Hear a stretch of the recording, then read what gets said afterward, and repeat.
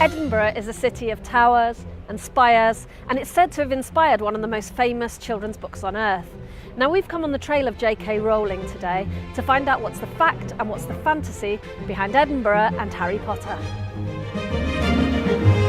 So the Elephant House is said to be the birthplace of Harry Potter, but is it fact or fantasy?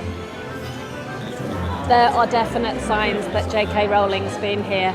Her name isn't carved in the table or anything like that, but you can see pictures of her writing on the wall. You can see in the toilets there's lots of Harry Potter graffiti. I think she might have written at one of these tables because out of the window there's a lot of Harry Potter style inspiration. We know for a fact that she wrote The Chamber of Secrets and this book, The Prisoner of Azkaban, here. But was Harry Potter actually born here? She didn't write the first book, The Philosopher's Stone, here. So technically, no, he wasn't born here. It's fantasy. It's said that Victoria Street provided the inspiration for Diagon Alley, so I'd expect to go down it and maybe buy a broomstick. But was it fact or fantasy? Victoria Street is such a pretty little street. Diagon Alley? But it could be. It's very colourful. It does have its own witchery.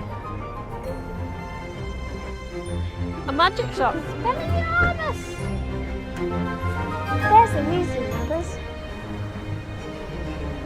And a shop for knights. And you can buy a wand. But is it fact or fiction? I'd say it's looking like fact.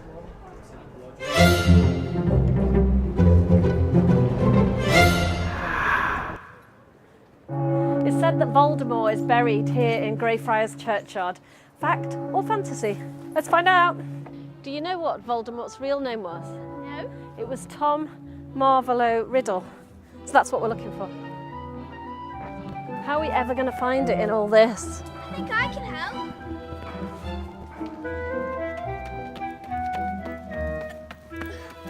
Here it is. Or is it that one? So this clearly isn't Voldemort, but there are lots of stories to say that J.K. Rowling did walk through this churchyard when she was writing Harry Potter, so I think we can safely say it's probably fact. And Professor McGonagall's inspiration seals the deal. It's said he was a terrible poet though.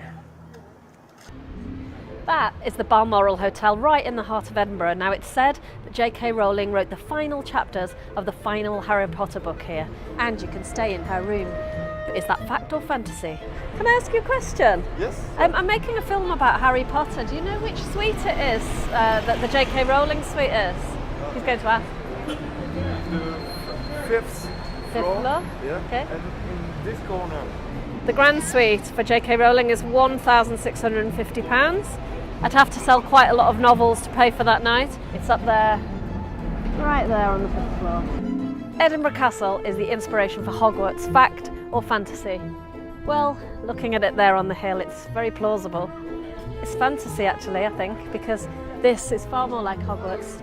It's George Heriot's school, and there are said to be 4 houses that may have inspired the 4 houses in Harry Potter.